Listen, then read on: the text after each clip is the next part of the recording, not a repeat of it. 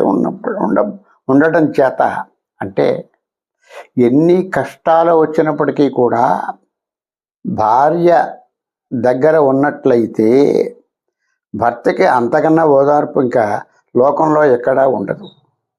అలాగే ఎన్ని కష్టాలు వచ్చినప్పటికీ కూడా భార్య దగ్గరుంటే మగవాడికి కష్టం తెలియదు, ఆడదానికి కష్టం అంతకన్నా తెలియదు భర్త దగ్గర ఉంటే. అంతే అన్నాడు. అందుకే నాస్తి భార్య సమా బంధు నాస్తి భార్య సమాగతి నాస్తి భార్య సమో లోకే సహాయో ధర్మ సంగ్రహ అన్నాడు. భార్యను మించిన బంధువు లోకంలో ఎవరు ఉండరండి, ఉండరుగాక ఉండరు. నాస్తి భార్య సమాగతి, భార్య మాత్రమే గతి.